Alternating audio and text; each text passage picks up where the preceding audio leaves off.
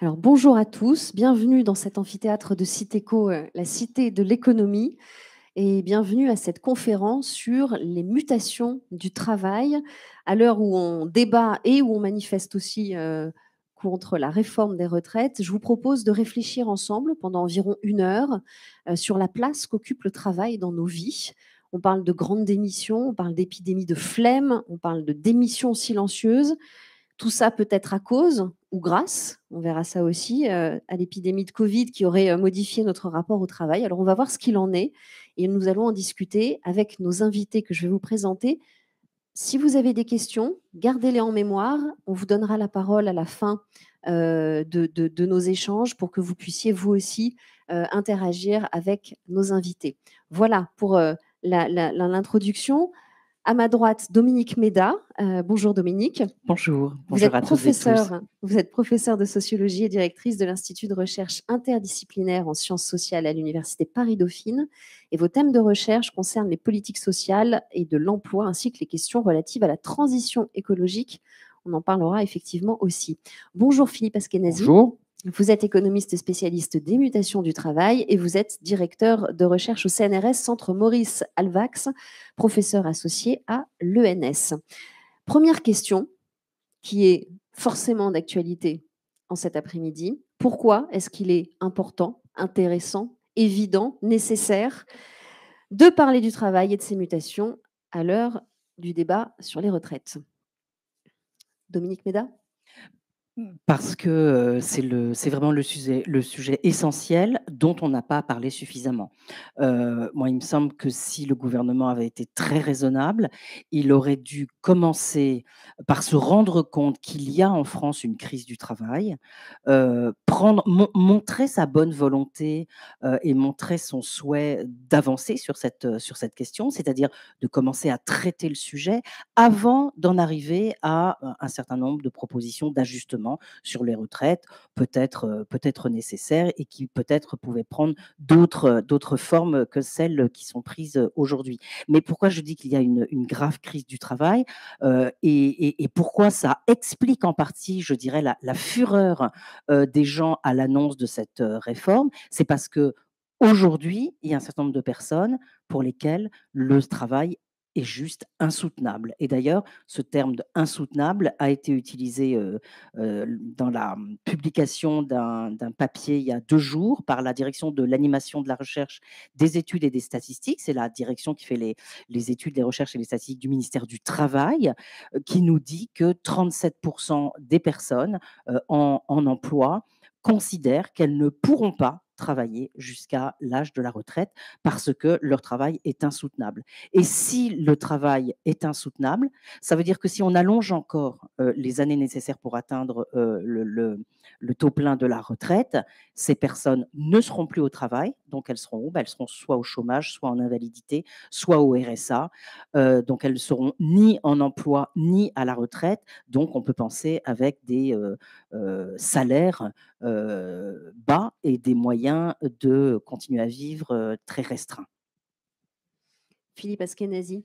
Oui, je crois que véritablement, on a beaucoup parlé autour de cette réforme au démarrage de questions strictement budgétaires, alors qu'elles sont très largement secondaires. Il y a voilà, des moyens assez simples pour résoudre un déficit qui est mineur des régimes de retraite en France. Et finalement, l'ensemble de la mobilisation que l'on connaît aujourd'hui est effectivement un révélateur d'une difficulté sur la question du travail, mais qui surprend finalement relativement peu ceux qui étaient déjà des spécialistes de la question du travail. Ça fait depuis plusieurs décennies désormais que on voit une mécanique qu'on appelle d'intensification du travail, d'usure professionnelle qui touche pas nécessairement l'ensemble des travailleurs et des professions, mais un noyau très important et qui peut être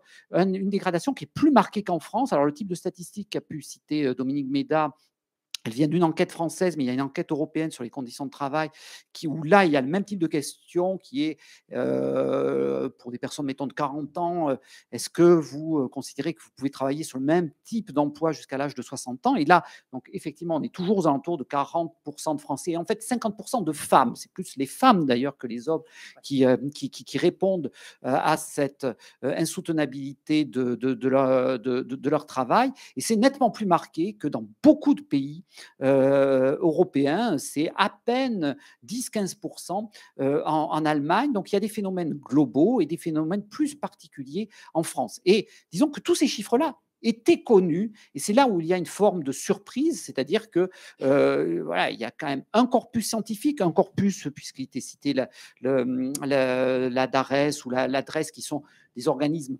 de l'administration française. C'était connu des décideurs, et c'est très étonnant effectivement qu'il n'y ait pas eu une prise de conscience dans la réforme telle qu'elle a été mise en œuvre là, qu'il y avait une problématique travail qui a peut-être a été renouvelée, ça va être au moment peut-être dans notre discussion, par la crise Covid, mais qui était très présente en France et peut-être moins présente dans un univers parisien, mais à travers entre guillemets, les territoires, même si j'aime pas trop cette expression, français.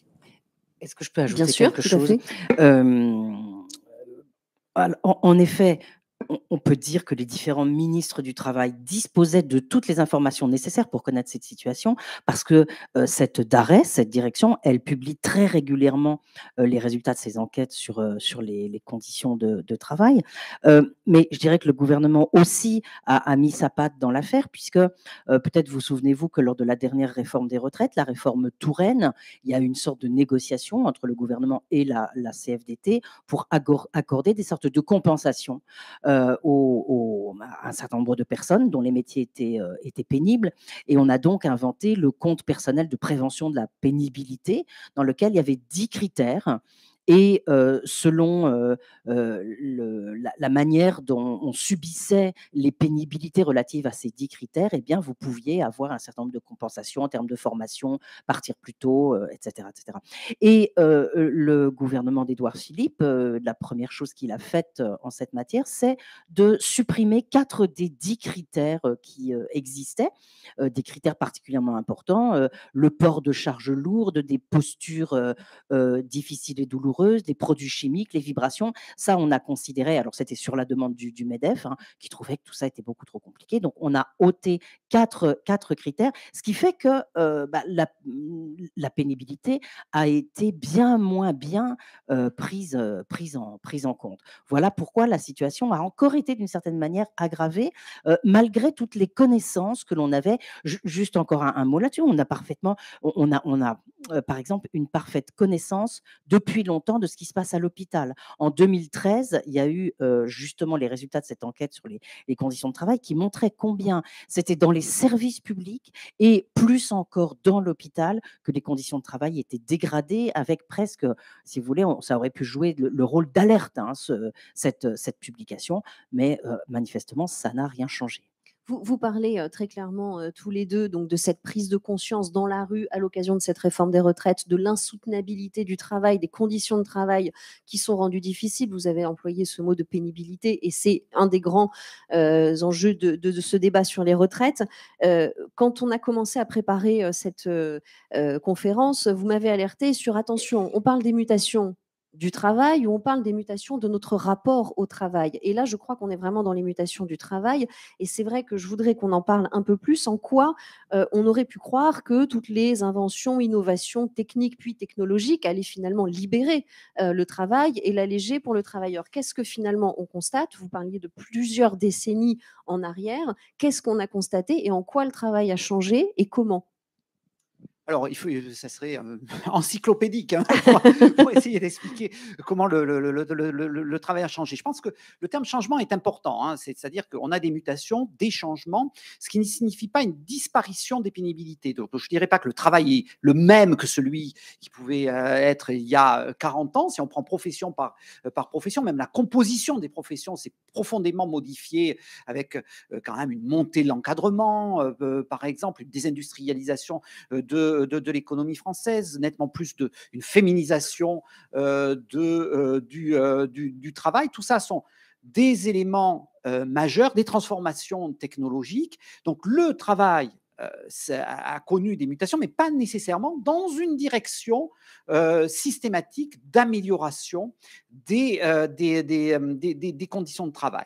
Et donc, plutôt ce que l'on a vu, c'est, voyez, vous posez la question des technologies. Typiquement, une technologie peut être utilisée pour libérer le travailleur d'un certain nombre de tâches. Or, ce que l'on a vu, c'est plutôt une dynamique qui a été un usage des technologies pour pour prendre le travail comme un facteur de production dans ses dimensions cognitives comme physiques et en faire une exploitation maximale. C'est-à-dire que ce que l'on a vu, c'est que des métiers qui étaient, on va dire, plutôt uniquement physiques, on a rajouté des éléments de charge mentale, donc par exemple du reporting, donc on a des ordinateurs partout, de l'informatique, on va leur exiger en sus des éléments de reporting chiffré, des éléments de contrôle qualité. Donc les technologies sont utilisées pour rajouter des tâches supplémentaires qui sont, on pourrait dire, une forme d'enrichissement du travail, mais qui sont un enrichissement où on va en fait augmenter les exigences auprès des travailleurs, à la fois physiques et mentales. Et si vous réfléchissez du côté de certaines professions qui étaient, qu'on pourrait qualifier de uniquement intellectuelles, eh bien, c'est rajouter de nouveaux types de tâches qui sont, par exemple, des tâches de secrétariat qu'on fait maintenant tous, même de bureaucrates, même dans le monde universitaire. On est devenu en partie des bureaucrates auxquels c'est rajouté des tâches qui ne sont pas. On parlait notamment des médecins d'ailleurs, Voilà, alors voilà, aussi, par exemple. Oui, tout à fait. Donc, il y a de nouveaux types de tâches, mais qui ne sont pas uniquement cognitifs, qui ont aussi des éléments physiques qui sont en jeu. Donc, on a utilisé la technologie non pas pour alléger le travailleur, mais pour en avoir un usage maximal, pour obtenir des éléments de gain de productivité ou bien de pouvoir disons, avoir un contrôle de ce monde du travail. Donc, vous voyez, lorsqu'on parle par exemple de technologie, effectivement, il y a des mutations et puis il y a ce que l'on en fait et il y a plutôt une tendance qui est globale et pas uniquement en France d'un usage pour intensifier le travail, mais qui est peut-être plus marqué en France dans une perspective où, voyez, aujourd'hui, les Français, par heure de travail, sont tout aussi productifs que les Allemands.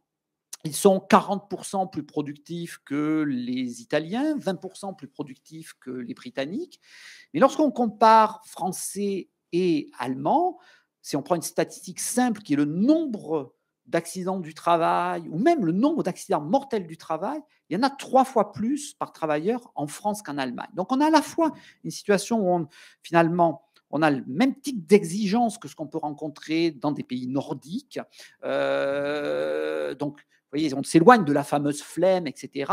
Mais en plus, eh bien, peut-être il y a une insuffisante prise en compte de tous les éléments de risque professionnel. Et c'est peut-être la somme des deux qui fait cette singularité française. On est du Nord, mais en étant sur d'autres aspects du Sud, et on a une surtension qui se crée sur le travail. Donc, voilà, c'est juste un exemple à travers la technologie. On peut rentrer sur des exemples peut-être plus directs, mais globalement des mutations du travail, et notamment en France dans les trois dernières décennies. Vous avez d'autres exemples à nous donner, Dominique Méda, de finalement l'homme productif de plus en plus et de moins en moins humain en tant que travailleur, en tout cas. Oui, juste pour ajouter à ce que disait Philippe, en effet, l'informatique, elle va servir aussi à surveiller la production, la productivité des personnes. Ça devient un problème qui est de plus en plus inquiétant.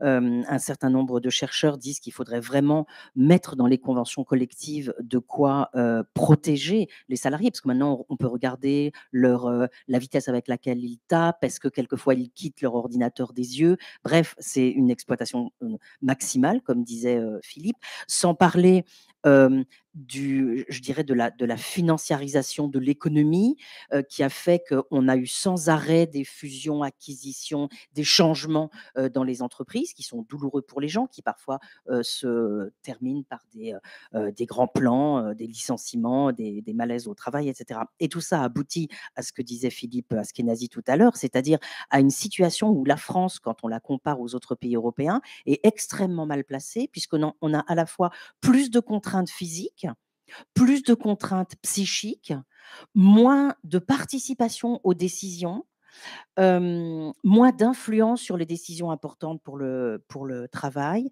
une plus faible participation, une plus faible autonomie. Et donc, voilà, en effet, on est quand même maintenant très éloigné des pays nordiques et de l'Allemagne, mais il est évident qu'il y a un rapport avec la présence syndicale, hein. Enfin, je pense que il y a un certain nombre de travaux qui nous montrent que la variable explicative de tout ça, c'est quand même la présence ou non des syndicats. Et donc, la France se retrouve dans cette fameuse enquête de l'Agence européenne sur les conditions de travail. Elle se retrouve vraiment en queue de peloton, avec en plus des gens qui considèrent que leur travail n'est pas, qu'ils n'obtiennent pas la reconnaissance nécessaire, proportionnelle à l'effort et au travail qu'ils acceptent de faire. Il y a quelque chose dans ce que vous dites qui nous permet d'avancer. On a parlé des conditions de travail, de la pénibilité, et vous en venez aussi à l'organisation du travail qui va abonder encore dans cette exploitation et ce côté surveillance. Cette organisation du travail en France, elle reste pyramidale. On n'a pas exploré d'autres façons d'organiser le travail. On parle d'organisation horizontale, on parle d'organisation apprenante, participative. On en est où en France dans les entreprises? Alors, il y a quand même une très grande diversité. Il y a une forte recherche d'innovation, mais même si on va dans une organisation qui est horizontale, on n'échappe pas nécessairement à une dynamique de surveillance ou d'intensification. J'ai par exemple pas mal travaillé sur le cas de la grande distribution, notamment des hypermarchés. Et dans les hypermarchés français, vous avez vu donc les fameuses lignes de caisse. Donc il y a certes une chef une chef de caisse, mais on est dans un univers où en fait on a quand même une organisation qui est très décentralisée. Il y a une certaine souplesse pour les choix des postes. Dans beaucoup d'hypermarchés, on laisse une forme d'auto-organisation, mais cette autre forme d'auto-organisation se traduit par une surveillance d'un salarié par un autre. Pourquoi? Parce que on va mettre dans des éléments de critères de rémunération des hôtesses de caisse des facteurs comme ce que l'on appelle la démarque inconnue. Alors, qu'est-ce que c'est que la démarque inconnue? C'est la terminologie pour parler du vol, en fait. Et le vol, il peut être lié par vous enfin, par le consommateur, je vous accuse pas nécessairement, enfin, donc par le client, peut être lié par le client ou par éventuellement le personnel de caisse. Donc vous allez avoir cela comme type de facteur dans votre propre rémunération. Ce qui impose quoi? Ce qui impose en fait une forme d'autosurveillance. C'est-à-dire qu'il faut surveiller à la fois l'hôtesse de caisse est poussée à vous surveiller, vous, comme client, mais aussi à jeter un coup d'œil sur sa collègue. Et comme en plus, il y a aussi des éléments de rémunération qui dépendent de la satisfaction globale des clients, vous allez surveiller que effectivement vos collègues font le fameux bonjour, le sourire, etc. Auprès des clients, les satisfont. Donc, on arrive, même dans une organisation qui est très horizontale, à être en capacité, en fait, d'organiser un contrôle par les pairs et finalement une organisation qui maintient une pression sur l'ensemble des travailleurs. Donc, voilà, c'est pour ça, souvent on avance sur on pourrait passer d'un monde non hiérarchique à un monde à plat, ça n'impose pas nécessairement qu'on puisse échapper aux dynamiques que l'on a pu décrire précédemment. Et peut-être même elles sont encore plus renforcées, puisque d'une certaine manière, lorsqu'il y avait une hiérarchie, peut-être ces hiérarchies parfois pouvaient servir de tampon, en quelque sorte, voire limiter les tensions au sein des organisations. Cette autosurveillance, j'ai l'impression aussi qu'on n'a jamais autant parlé des managers, comme s'ils avaient un rôle de plus en plus central et que c'était à eux finalement aussi de faire le lien, le pont dans ces organisations du travail. Oui, c'est aussi quelque chose qu'on leur... Enfin, il y a beaucoup de reproches qui sont faits aux managers finalement, parce que je pense à une enquête qu'on avait faite en 2015 dans un certain nombre d'entreprises, grandes, toutes petites, enfin de toute taille. Et c'était une enquête sur la reconnaissance au travail. Donc, on demandait aux personnes à la fois si elles se sentaient reconnues dans leur travail, puis on essayait de comprendre pourquoi elles l'étaient ou elles ne l'étaient pas. Et il y avait un très grand reproche de la part d'un certain nombre de personnes qu'on interviewait vis-à-vis de leur manager. Et le reproche qui existait, c'était que ce management était trop fondé sur le diplôme. Donc, c'était des managers qui, en effet, avaient fait des grandes études et qui, finalement, ne connaissaient strictement rien au travail, à la réalité du travail de leurs subordonnés. De ce fait, ils étaient incapables de leur fixer les bons objectifs, de connaître les résistances qu'ils rencontraient, donc, du coup, de bien les récompenser, etc., etc. Et donc, ça, c'est quelque chose qui est assez important parce que je pense que c'est moins réel, par exemple, en Allemagne, où on sait qu'il y a beaucoup plus de promotion interne. Il y a moins cette séparation entre cadres et non-cadres qui existe en France. Et je pense que c'est assez important. C'est-à-dire qu'en Allemagne, il y a à la fois quand même plus de codétermination, plus de présence syndicale qu'en France et un peu plus de promotion interne, ce qui fait que les personnes, alors on va dire les cadres, hein, connaissent mieux quand même ce Connaissent que la réalité font, du voilà, terrain. ce que font leurs équipes. Est-ce que finalement ce tableau que vous nous brossez, qui n'est guère très reluisant quand même, est-ce que finalement tout ça explique que les Français, voilà, est-ce que c'est parce que les Français sont des flemmards ou est-ce que on prend ça à l'inverse et est-ce que ça explique une hypothétique épidémie de flemme? Je connais la réponse, donc c'est pour ça que j'oriente un peu dans ma question, mais j'aimerais vous entendre là-dessus. Quid de cette fameuse épidémie de flemme? Sommes-nous tous des gros flemmards? Oui, alors ça, c'est un vieux discours français. Mais on l'entend beaucoup en ce Oui, moment. on l'entend beaucoup. Je pense qu'il a vraiment atteint son apogée au début du régime de Vichy, où on a aisément mis sur la flemme française, sur les 40 heures en France, sur le Front populaire, la défaite de 1940. Hein. Il suffit de retrouver les discours.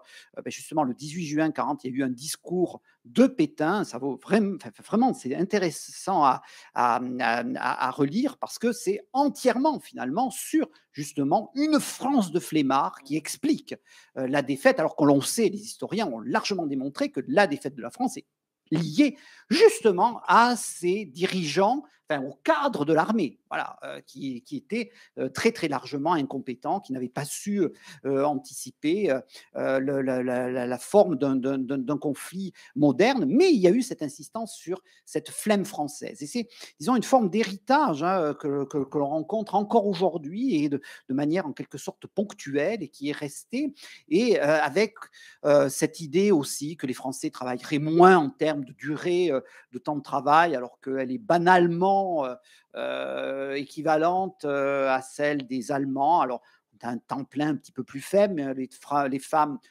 travaillent nettement plus parce qu'elles sont plutôt à temps plein qu'à temps partiel en Allemagne. Et il faut aller là où on travaille vraiment plus, c'est en Grèce par exemple. Donc on est loin des modèles que l'on dit en quelque sorte optimaux. Donc c'est très présent cette vision du français flemmard. C'est nourri en France et aussi d'une certaine image de la France vue de l'étranger. Ça, c'est quand même là, récemment, donc justement pendant le conflit, j'ai été interviewé par différents médias internationaux qui m'ont systématiquement voilà, mais les Français, vous travaillez pas beaucoup, pourquoi vous râlez? Enfin voilà, c'était assez rigolo.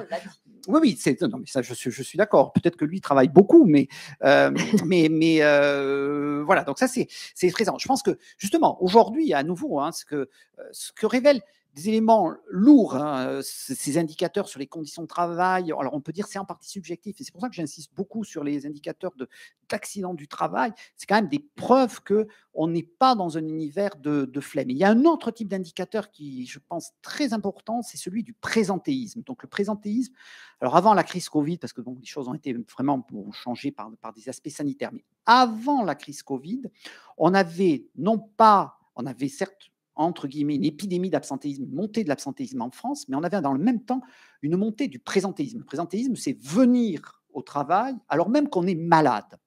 Et les niveaux de présentéisme en France étaient à peu près double de ce que l'on voyait dans l'Europe du Nord. Donc, vous voyez, ce n'est pas une situation de flemme, en fait, c'était plutôt une situation de surinvestissement dans son travail ou de peur de perdre son emploi, par exemple, parce que le présentéisme est nettement plus marqué, notamment chez les CDD ou chez les personnes peu diplômées ou où il y a peu de perspectives sur le marché du travail, ce qui envoie en fait peut-être plutôt à une problématique justement de pas assez flemme d'une certaine manière, enfin, d'un trop plein d'investissement sur la question de travail, ce qui peut aussi expliquer le fait qu'on ait plus d'absentéisme. Parce qu'à un moment, voilà, d'ailleurs, la composition de l'absentéisme en France par rapport à des pays, reprenons les pays scandinaves, on a nettement moins d'absences courtes et nettement plus d'absences longues, ce qui est une cohérence d'un système où vous êtes un petit peu malade, eh vous allez quand même aller travailler, et puis à un moment, votre corps, il lâche, et vous tombez sur des absences longues, voire des situations d'invalidité, d'incapacité professionnelle. Donc, en fait, il y a toute une question, je dirais même, d'écologie du travail qui se pose dans beaucoup de pays, mais qui est particulièrement marqué pour la France. Quand on vous entend, oui, j'aimerais avoir votre réaction sur cette épidémie de flemme et sur cette place finalement centrale du travail dans notre vie, au point de s'oublier au niveau de notre santé. Faut dire que conjoncturellement, on n'a pas été aidé par une note de la Fondation Jean Jaurès et de l'IFOP qui ont donc sorti une publication intitulée en effet une épidémie de flemme.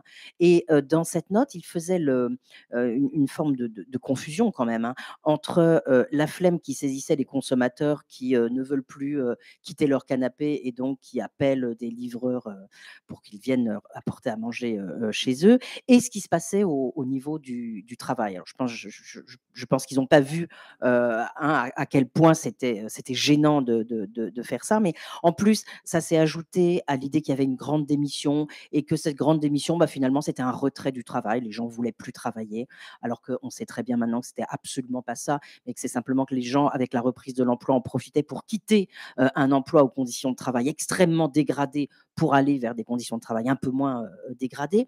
Et donc, il faut aussi rapprocher ça de la longue série d'enquêtes dont on dispose en France et en Europe, l'enquête sur les valeurs des Européens, où ce qu'on voit depuis des années, c'est que les Français, au contraire, sont très attachés au travail. Ce qui déclare, ils sont parmi les Européens les plus nombreux à dire que le travail est très important. Et leurs attentes sont très, très nourries à l'endroit du travail.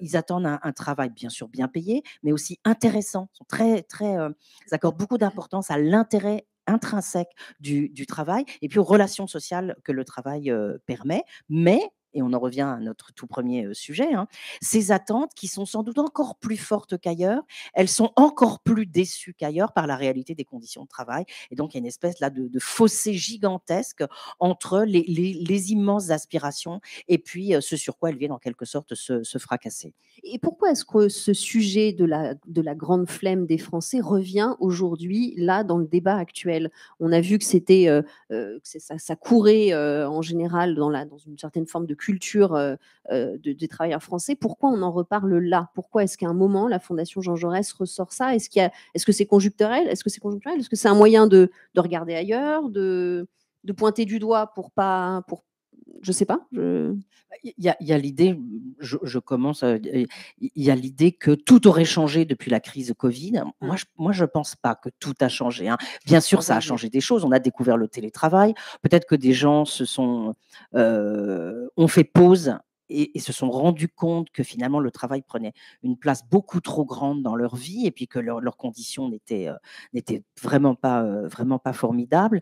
Mais je ne pense pas qu'il y ait eu une rupture. Or, c'est la thèse de la rupture qu'on voit le plus en ce moment, c'est-à-dire, ah bah ça y est, il y aurait eu une rupture radicale, rien ne serait plus jamais. Il y a une autre note de la Fondation Jean Jaurès porte ce titre, rien ne sera plus jamais comme avant. Et moi, il me semble au contraire, moi je regarde ces enquêtes-là sur les valeurs des Européens depuis très longtemps, il me semble qu'au contraire, on est plutôt dans simplement une accélération des tendances que dans d'autres choses. C'est-à-dire qu'il y a déjà 20 ans, les Français à la fois se déclaraient très attachés au travail, mais en même temps, ils avaient envie que le travail prenne moins de place.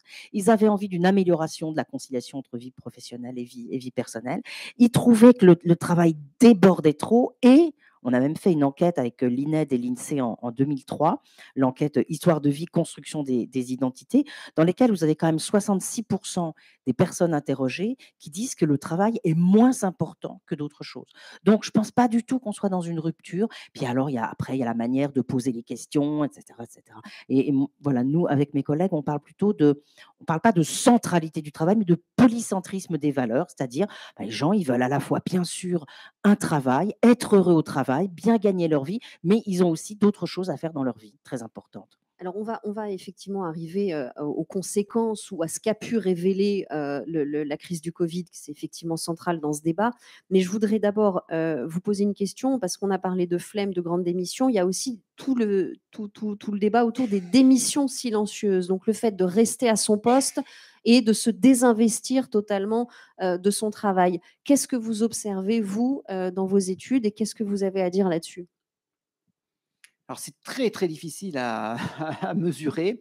Déjà, est-ce Disons que ça se mesure en France? Parce qu'on en a parlé aux alors États-Unis, mais est-ce qu'on le voit réellement en ce que l'on France? voit dans beaucoup de pays avancés, c'est aujourd'hui une baisse de la productivité du travail, qui est un phénomène qu'on est en train, là, enfin, le on, c'est, les économistes, les sciences du travail, d'essayer de comprendre ce qui est, aujourd'hui, en jeu. C'est voilà, c'est pas évident, hein, c'est pas du tout clair que ça soit je baisse le rythme, parce que voilà, j'en ai assez, on exigeait trop de moi. Alors il y a quand même des petits éléments de signaux, c'est-à-dire que lorsqu'on regarde le nombre d'heures travaillées pour ceux qui ont la capacité de choisir leur temps de travail, donc en premier lieu les indépendants, ils ont plutôt réduit leur temps travaillé depuis la crise Covid. Ce qui veut dire justement une moins grande place du travail et donc finalement potentiellement de moindres revenus. Donc vous voyez, ce n'est pas exactement la même chose que voilà, je vais moins travailler à mon travail, mais voilà, ça peut, ça peut se rapprocher et lié à cela, donc une accélération du phénomène de départ du monde du salariat pour aller vers le monde de l'entrepreneuriat. Donc le nombre d'auto-entrepreneurs s'est envolé, mais même la proportion de travailleurs dont l'emploi principal est d'être travailleur indépendant a nettement augmenté. Donc, dans une situation où vous échappez à la subordination et vous choisissez vous-même, d'une certaine manière, votre rythme de travail. Donc, plutôt que de dire on va moins vite, en tout cas, il y a des signaux que l'on cherche à échapper à certaines contraintes de subordination ou de rythme qu'on voulait imposer sur le travailleur. Et donc, je rejoins Dominique Ménard sur l'idée qu'il y avait une tendance auparavant, mais qui s'est certainement accélérée avec la Covid. Alors peut-être que la Covid a servi à la fois de révélateur de qu'est-ce qu'on pouvait perdre à son travail, mais aussi de la relation que vous pouviez avoir avec l'employeur. C'est-à-dire qu'il y a une question de loyauté réciproque, hein, on demande une loyauté aux salariés vis-à-vis de l'employeur, et puis il y a une forme de loyauté de l'employeur vis-à-vis du salarié. Dans ces éléments de loyauté, c'est face à un coup dur, en quelque sorte, on conserve le salarié ou on protège le salarié. Et pour toute une série d'activités, eh bien, si vous, dans des activités qui avaient été fermées pendant la crise Covid, comme l'hôtellerie-restauration, beaucoup de salariés étaient sur des contrats type CDD, puisque c'est le type de contrat d'usage majoritaire, et on les a laissés finalement tomber, ces contrats-là, et ils ont été dans des grandes difficultés. Donc, il y a la loyauté réciproque s'est brisée. Et puis, beaucoup de salariés qui étaient restés, eux, euh, dans des activités qui n'étaient pas fermées. Et on a vu, et ce n'est pas une particularité française finalement, qu'on n'a pas cherché à protéger leur santé. C'est-à-dire que les équipements de protection, etc., tout cela n'a pas été mis en œuvre. Et il y a des travaux sur les États-Unis qui montrent que là où il y a les plus grandes difficultés de recrutement, c'est justement dans les segments où les employeurs n'avaient pas cherché à protéger leurs salariés. Donc là aussi, plutôt des éléments, on va échapper à certaines activités où justement, aussi en France, on a des difficultés de recrutement, comme l'hôtellerie, restauration, etc., parce que finalement, on vous a laissé tomber au moment de la crise Covid. Et il y a une forme d'anticipation, peut-être là où c'est le grand révélateur de la crise Covid, c'est qu'on est peut-être rentré dans un monde où on va avoir de manière récurrente des crises sanitaires, des crises climatiques, donc des périodes de très forte chaleur ou de très grand froid, des crises géopolitiques, et que face à ces crises, eh bien, votre employeur ne vous protège pas. Et donc, bon, voilà, donc s'il ne vous protège pas, pourquoi moi chercher à le protéger d'une certaine manière en étant totalement loyal ou en restant dans cette activité? Et je reprends d'une certaine manière un élément de liberté vis-à-vis du travail. Donc là, on a vraiment vu que des mutations du travail, on a vraiment basculé vers les mutations de notre rapport au travail. Et vous le dites très bien, la crise Covid n'a pas été une rupture, mais a plutôt montré des choses qui préexistaient et quelque part a peut-être aidé les travailleurs et les salariés à prendre conscience de cette relation au travail qu'ils avaient. Est-ce que aujourd'hui, finalement, cette bascule vers de l'auto-entrepreneuriat, des indépendants vers moins d'heures, etc., est-ce que c'est réservé à certains? Est-ce que ce serait accessible à tous? Comment est-ce qu'on peut analyser ce rapport au travail? Qu'est-ce qu'on peut faire une fois qu'on s'est aperçu que finalement on ne voulait pas que le travail prenne toute la place et qu'on veut aller vers cette polycentralité? Comment est-ce que quelles sont les ressources finalement quand on s'est posé ces questions? Je pense que la première des ressources, c'est d'améliorer les conditions de travail, et d'améliorer les conditions d'exercice du travail dans le monde salarié.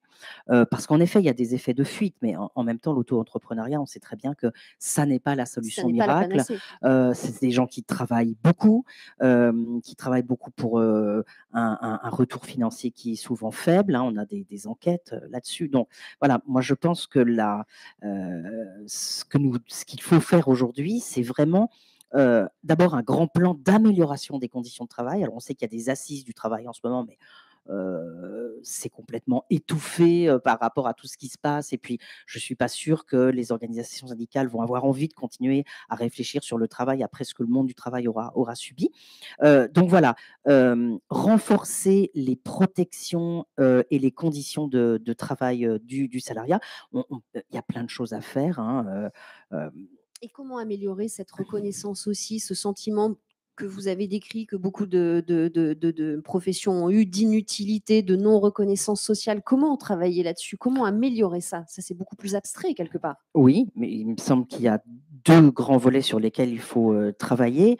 D'abord, sans doute sur la relation de travail, le rapport de travail entre l'employeur et le salarié, et puis évidemment tout le management intermédiaire, c'est-à-dire, voilà, adopter de nouvelles pratiques beaucoup plus respectueuses des salariés, remettre des normes, hein. Et puis il y a également la question de ce qu'on fabrique.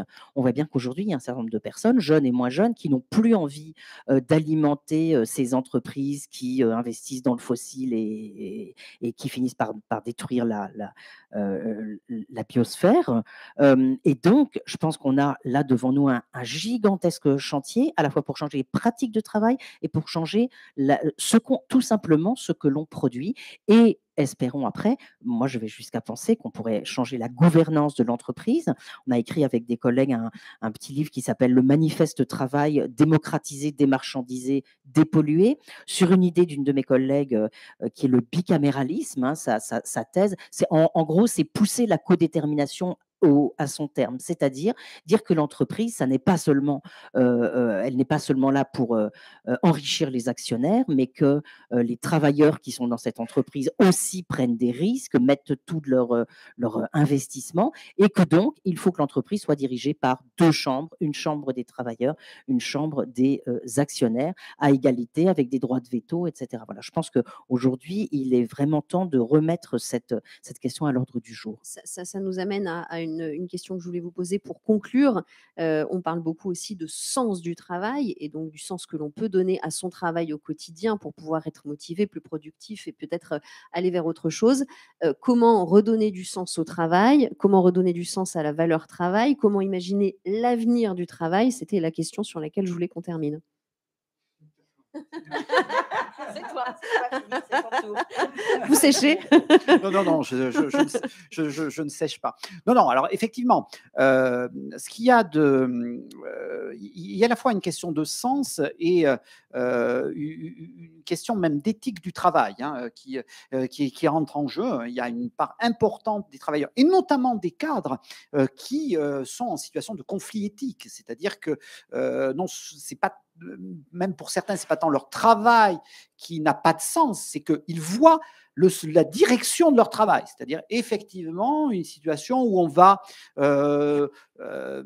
plutôt chercher à tirer des rentes des consommateurs, à les faire consommer pour rien en quelque sorte, donc dans une direction d'un capitalisme de marché toujours plus et qui rentre donc avec des conflits de normes qui sont notamment ceux de la prise de conscience des enjeux climatiques, voire pour certains de l'angoisse climatique que l'on voit notamment chez beaucoup de jeunes. Donc, vous voyez, avant même de reconstruire un sens, il faut partir de très très loin, c'est éviter ces situations de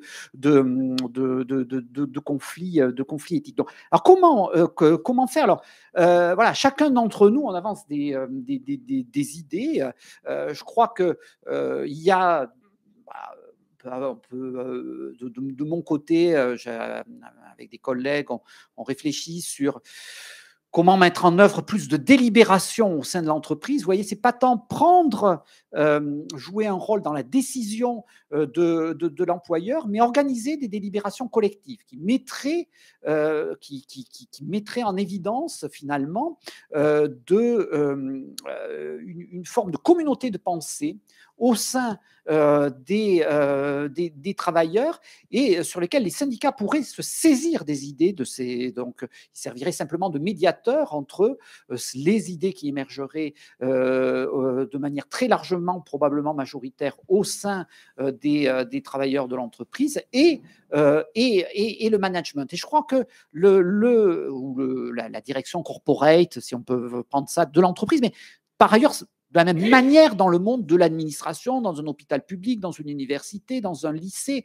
Voilà, faire le jeu de la délibération pour faire émerger des idées de comment produire, qu'est-ce qu'on veut produire.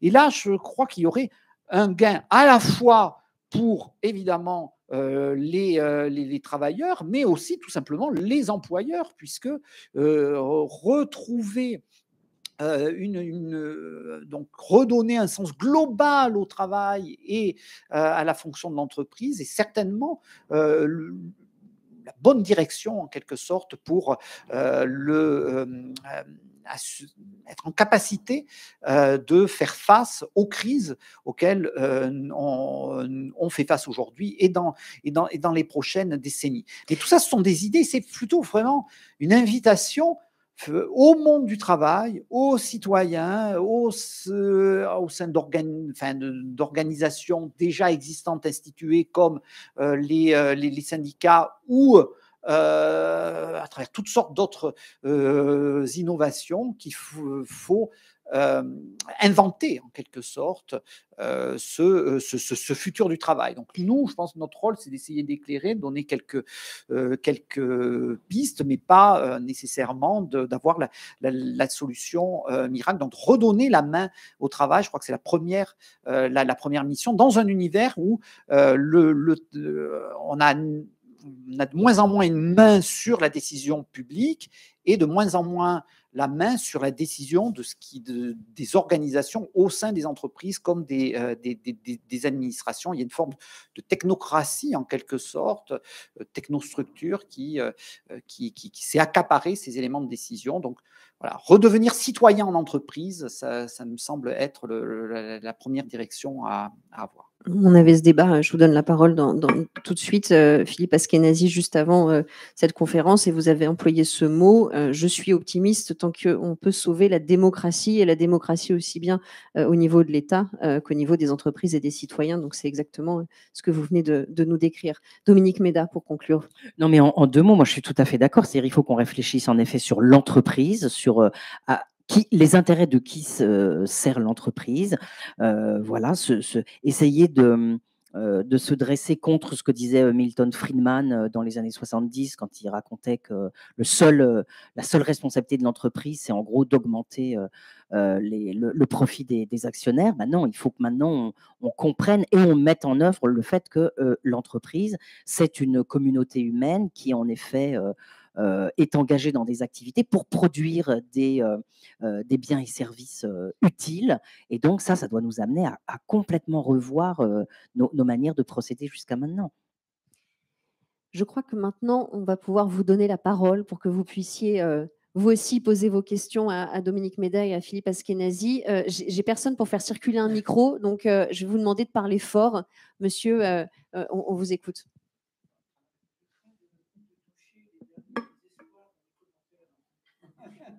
On voulait terminer sur une note positive. Sachant que depuis 10 ans, je me suis battu pour exactement inscrire dans une démarche d'une plateforme coopérative où les gens, effectivement, entraient en communication sur des sujets d'intérêt commun pour établir un projet qui pourrait mobiliser leur savoir-faire, leur talent, leur énergie, quitte à définir les contours avec la médiation de la plateforme pour un contrat de projet qui serait donc facilité, y compris pour son déploiement et son financement dans le cadre d'un renversement des positions de négociation entre les financiers qui imposent leurs conditions et qui prennent souvent des parts de projet à des prix bradés dans leur phase initiale. Et dans un contexte où, en fait, je me suis heurté à mon grand étonnement, surtout pour un pays qui a besoin de rétablir des bases technologiques, ou que ce soit d'ailleurs dans les technologies de pointe, dans l'armement, où nous sommes trop fortifiés qu'ailleurs, je me disais, c'était une manière de constituer une dynamique de concertation et de mobilisation, d'appropriation d'un projet qui permettrait de créer une valeur collective. La question, c'est que j'ai eu toutes les résistances possibles, même la BPI qui finance tout et n'importe quoi, excusez-moi. Et bien, effectivement, a vu ce projet en disant une plateforme, grosso modo, vous nous emmerdez, d'autant plus que les financiers qui voyaient un renversement des conditions de la. C'est celui-là. Merci. Pardon, votre question, oui. Les financiers qui voyaient un renversement des conditions de négociation de leur part de valeur, conditions de renversement de leur part de valeur issue de négociations dans l'entrée dans ce qui pouvait être les startups, mais aussi des projets plus avancés. Je vais vous demander pour que tout le monde puisse poser des questions, s'il vous plaît. C'est pourquoi, dans un schéma qui est essentiellement individualiste, où l'on favorise la rente des individus, cette question n'est jamais mise sur le tapis, car elle est la condition de notre, et qui explique l'industrialisation permettant à des importateurs de se faire des fortunes quand on rend désert tout un ensemble de l'activité de notre pays, et dans des circonstances où ce sujet tabou n'est jamais évoqué, car ça signifierait qu'on renverse des conditions. Moi qui ne fais pas de sociologie et qui ne suis pas politique là-dessous, des conditions dites de négociation de pouvoir, alors que le pouvoir, c'est dans la compétence, dans la capacité à créer de la valeur, une mobilisation des gens qui constituent une nation. Et ce sentiment de nation n'existe plus. Est-ce que un de vous deux veut réagir au propos de cette... Je pense que c'était plutôt un témoignage oui. qu'une question à proprement parler. Vous avez des incitations à augmenter la rente de certains oui. au mépris de la mise en valeur ou de l'appropriation de ceux qui la créent, cette valeur par leur talent d'innovation ou de mobilisation d'énergie, vous aboutissez à un certain terme à la disparition du schéma démocratique tel que vous le souhaitez. Et ceci est une facilité parce que cela permet de les remplacer, cette création de valeur, par des lobbies et et toutes sortes d'influences qui permettent même l'abus de position dominante. Et vous n'avez plus besoin de compétences, vous n'avez plus besoin de motivation. Merci pour ce témoignage, effectivement, qui complète les propos de nos invités. Mais vous avez tout à fait la parole, il n'y a pas de souci. Est-ce que vous avez une question dans l'assistance pour Dominique Méda ou Philippe Askenazi, monsieur? Oui, bonjour. Merci déjà pour vos... Oui. Non, non, mais peut-être vous appuyez sur le petit bouton. C'est bizarre parce qu'il fonctionnait. Ouais. Bon. Ah, si, voilà. Il avait un petit temps de réaction. Vous On vous écoute. Vous m'entendez? C'est pas grave. Je vais essayer de parler fort. Merci déjà de votre intervention. J'ai une question rapide. Vous parlez assez peu finalement, ou pas du tout, peut-être par incidence, Madame Méda, de l'impact ou du poids des salaires pour rendre le travail. Dans vos propos, j'ai l'impression que la gouvernance, l'intérêt, l'association des salariés, des travailleurs, on va dire plus largement, c'est critique. Mais on observe quand même que les salaires ont stagné depuis un certain nombre d'années. Si vous devez développer un peu cet aspect, c'est quoi votre point de vue? Est-ce que c'est critique? Est-ce que c'est moins critique que les aspects que vous avez pris jusqu'à présent? Quel est votre point de vue? Oui, c'est effectivement une question.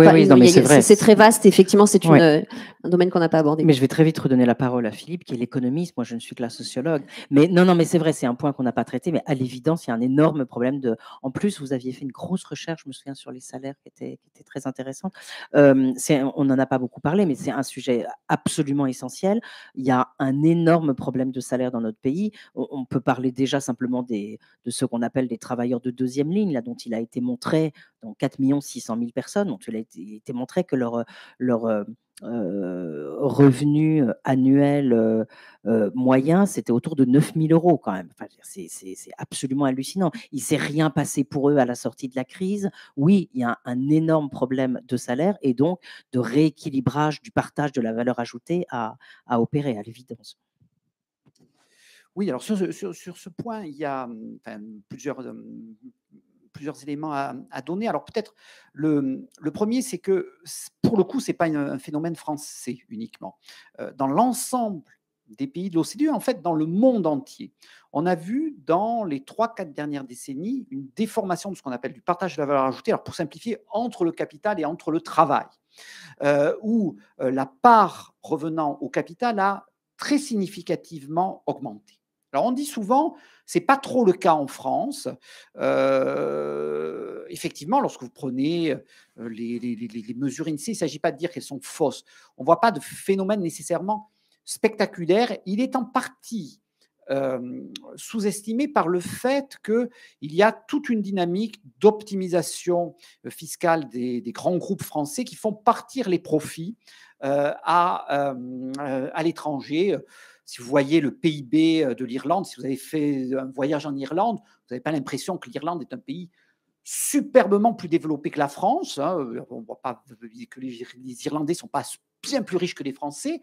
En fait, les Irlandais consomment même moins que les Français. Sauf que le PIB irlandais par habitant est à peu près 50% supérieur à celui de la France. Pourquoi? Parce qu'il y a des profits absolument stratosphériques qui sont en fait essentiellement des profits qui sont dans des pays européens qui sont déplacés en Irlande pour la fiscalité douce irlandaise. Il n'y a pas que les températures qui sont douces. Donc, dans beaucoup de pays de l'Europe continentale, en quelque sorte, on a une sous-estimation de ce qu'est la part qui revient au profit. Donc, je pense que la France n'échappe pas, en quelque sorte, à cette situation globale où ce qui revient au monde du travail est, dans la part des richesses créées, moindre ce qu'il pouvait être il y a quelques décennies, et encore plus singulièrement si on prend une base qui est le milieu des années 1970. Et ensuite, au sein même de ce travail, on a vu les fameux top 1% des plus hautes rémunérations du travail. Je vous rappelle que lorsque vous êtes cadre dirigeant au CAC 40, vous êtes un salarié. Et donc, vous faites partie de ce monde du travail. Eh bien, le top 1% et encore plus le top 0,1% ont pris une part encore plus importante dans la masse globale des salaires. Ce qui signifie qu'en fait, en gros, pratiquement la moitié basse du salariat, on a non seulement une stagnation, mais même une forme de déclin des rémunérations et qui est notamment très marqué sur les 2 premiers déciles, non pas en salaire horaire, mais en salaire annuel. C'est-à-dire pourquoi? Parce qu'on a aussi, ça on n'en a pas parlé, une montée de la précarité professionnelle qui fait que vous avez un contrat de travail pendant une semaine, puis après 5 jours de non-emploi, où vous retombez au chômage, vous retrouvez un emploi. Vous avez à peu près, avant la crise Covid, il y avait environ une centaine de milliers de salariés qui signaient en moyenne 40 contrats dans l'année différents avec différents employeurs. C'est vraiment la partie la plus extrême. Mais c'est juste pour vous montrer qu'il y a donc une part de personnes qui, en fait, sont en sous-emploi sur l'ensemble de l'année et qui ont vu, depuis, ça s'est accéléré depuis 2005, une diminution de leur revenu annuel du travail. Donc il y a une forme d'effritement des rémunérations pour toute une partie, la première partie, on va dire, du niveau des rémunérations, ce qui ouvre effectivement un questionnement de la rémunération qui peut être vu comme un des éléments aussi de conditions de travail, de votre travail, c'est un élément aussi de vos reconnaissances de votre travail. Et là aussi, bon, peut-être au bout du bout, la France se distingue sur une des questions justement de ces enquêtes européennes, c'est est-ce que vous considérez que vous êtes suffisamment bien payé? Là, en général, les Français disent souvent oui, mais est-ce que vous êtes suffisamment bien payé compte tenu des efforts que vous faisiez? Alors là, les Français sont pratiquement la moitié à répondre non. Et ça, c'est une singularité française, ce gap. C'est pour ça qu'on a beaucoup parlé des aspects conditions de travail, parce que finalement, il y a une crise de la rémunération parce que on a l'impression de faire beaucoup d'efforts, enfin on fait beaucoup d'efforts et on n'est pas récompensé monétairement par ces efforts. On les économistes parlent du terme de compenser pour les efforts effectués. Donc il y a à la fois un problème global et puis un problème peut-être plus spécifique français. Merci pour cette réponse très, très complète et très structurée. Est-ce que quelqu'un d'autre a une question dans la salle? Oui? Alors, on va essayer on vous la porte et on va voir si vous arrivez à vous en servir, s'il veut bien fonctionner. Est-ce que ça fonctionne? Collez-le bien. Oui, voilà, Ouais, parfait. ok. Merci. Merci beaucoup, c'était très intéressant. Vous l'avez peut-être un petit peu évoqué quand vous parliez des changements et du fait que, enfin ça j'ai trouvé intéressant quand vous expliquiez que ça faisait un moment qu'on voyait que les Français demandaient à avoir plus peut-être un travail qui faisait plus sens, que tous les Français cherchaient un intérêt, que c'était pas quelque chose de nouveau. Mais je trouve qu'il y a quand même un discours qu'on dit que c'est les jeunes générations qui vont complètement changer de travail, qui vont vouloir avoir envie de quelque chose de différent et qu'en fait on comprendrait pas ce que c'est que la valeur du travail et qu'il y aurait un petit peu un gap entre les deux. Et je trouve qu'il y a une crispation dans cette discussion. Donc ma question, c'est qu'est-ce que vous pensez de ça? Est-ce que vous pensez que les jeunes générations ont vraiment un autre point de vue là-dessus? Et comment on sort en fait de ce débat entre générations qui est un peu stérile finalement? Et comment on sort de ça? Comment on invente autre chose en fait? Merci pour votre question. Dominique Méda. Moi, je veux bien répondre là-dessus parce que justement, en 2007-2008, on a fait un programme de recherche européen pour mettre à l'épreuve cette argumentation. L'idée, en effet, que les jeunes, ils seraient devenus paresseux, ils seraient matérialistes, ils n'aimeraient plus le travail, ils n'aimeraient plus rien, quoi, en fait. Et donc, on a travaillé sur 6 pays européens. C'est à cette occasion-là qu'on a exploité toutes les enquêtes sur les valeurs, etc. Et ce qu'on a trouvé, c'est bien sûr exactement l'inverse. C'est-à-dire que j'ai dit tout à l'heure que les Français étaient parmi ceux qui accordaient le plus d'importance au travail. Les jeunes accordent encore plus d'importance que les autres tranches d'âge, partout d'ailleurs. Leurs attentes sont encore plus élevées. C'est le même tiercé que les autres générations, mais toutes les attentes sont plus intenses. Ils veulent plus intensément être bien payés, avoir un travail intéressant, avoir une bonne ambiance de travail, des relations sociales, etc. etc. Et donc, en effet, tout ce qu'on entend là-dessus, c'est je sais pas, c'est un effet de brouhaha, de rumeur. En effet, on essaie d'opposer les générations. Et ça fait, comme vous le disiez, très longtemps que ça dure, parce qu'il y avait une enquête en 1975, une enquête faite par le Centre d'études de l'emploi, déjà sur ce même sujet, où déjà on disait « Ah, les jeunes ne veulent rien faire », et où on avait trouvé qu'il n'en était rien. En revanche, Ce qui est très intéressant, c'est de voir qu'il y a de grosses différences à l'intérieur des jeunes. Et déjà, ce rapport du Centre d'études de l'emploi disait que la catégorie jeune, ça n'existait pas d'une certaine façon. Et donc, il y a en effet des positions et des rapports au travail différents entre un jeune qui a fait très peu d'études, qui est peu qualifié, qui a un boulot précaire, et un jeune qui a fait des études longues, qui va faire une très belle carrière, etc. On retrouve toujours un peu la même chose, hein. D'un côté, un intérêt plus important attaché au salaire, et puis de l'autre, à l'équilibre entre vie professionnelle et vie familiale, etc. Merci. On a le temps, je pense, de prendre une dernière question. Oui? Oui, on essaiera de les prendre. Merci. Merci beaucoup pour votre exposé. Moi, j'ai eu l'impression dans vos commentaires que le malaise, ce côté insoutenable du travail, il venait surtout des services publics, des hôpitaux. Effectivement, tout le monde le sait, le voit. La restauration, finalement, un petit peu moins du milieu de l'entreprise, où l'entreprise, c'est vrai qu'elle elle est certainement partie d'un côté très capitalisme, mais au fur et à mesure du temps, a déjà pris conscience de tous ces aspects, de donner du sens à leurs employés, à être sur des approvisionnements éthiques et sur, enfin, il y a beaucoup de choses qui ont déjà évolué. On a dans l'entreprise des critères d'évaluation qui ne sont pas uniquement financiers. Heureusement, il y a plein de notations. Donc, est-ce que on pointe du doigt les entreprises, mais est-ce que c'est pas plutôt le service public qui a un énorme problème et pour lesquels les entreprises ne peuvent rien faire? Qui veut répondre sur ce rôle sociétal finalement que les entreprises, dont les entreprises se sont emparées et qui amoindrirait des conditions de travail insoutenables?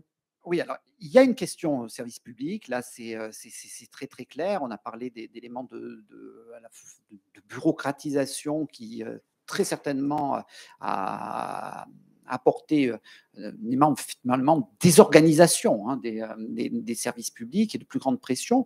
Alors sur le cas des entreprises, voilà, il ne faut pas nécessairement idéaliser. Alors pourquoi il y aurait un petit peu moins de difficultés? Parce que finalement, les entreprises aussi se débarrassent de leurs salariés. Il faut bien voir que beaucoup, dès 60 ans, se séparent de leurs salariés.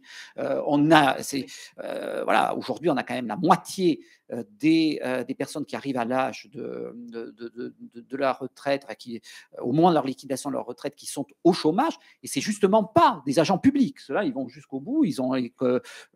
Même ceux qui sont contractuels ont conservé leur emploi jusqu'au bout. Donc, il y a une forme justement de facilité, c'est-à-dire que on met les personnes. Je ne suis pas en train nécessairement de ils ont été un petit peu nourris à ça. On a créé dès qu'il y a eu une apparition du chômage de masse, on parlait des années 1970, on a recouru massivement aux pré-retraites pour voilà, évacuer finalement la question de travail.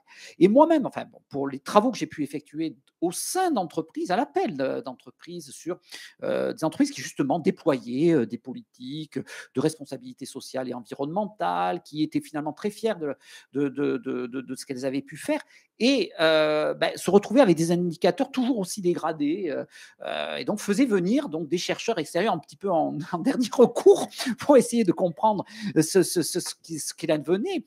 Et ce que l'on obtenait de nos observations, c'est que en fait, dans ces entreprises, c'était des grandes entreprises, hein, plutôt multinationales, françaises, mais on allait voir sur ce qui se passait en France, eh bien, ce qu'elles avaient pu déployer pour rechercher du sens, etc., était mis en échec par la continuation de l'impératif de résultats financiers, d'indicateurs de performance. Vous l'avez dit vous-même, on déploie de nouveaux indicateurs pour prendre en compte les difficultés des salariés, mais de manière assez étonnante, enfin pas étonnante, mais ces indicateurs-là se transformaient en outils de gestion. Et donc, j'ai pu voir, par exemple, voilà, dans des entreprises qui se préoccupaient, une entreprise de travaux publics, on va résoudre la question des accidents du travail. Donc, on va en faire l'indicateur premier, c'est l'accident du travail, et on va évaluer tout le monde à partir de l'indicateur accident du travail. Et ils avaient même créé un système de primes collectives. Voilà, si les taux d'accident du travail sont inférieurs à ça, eh bien, vous touchez une prime. Elle était même, c'était même un objet physique qui avait de la valeur. Une récompense. Voilà, une vraie récompense, voilà, ancienne, hein, qui valait plusieurs centaines d'euros, qui pouvaient être revendus. Donc, c'était ça le type de prime. Et qu'est-ce qu'on avait observé? Finalement, que, vous voyez, l'entreprise avait mis beaucoup d'investissements dessus.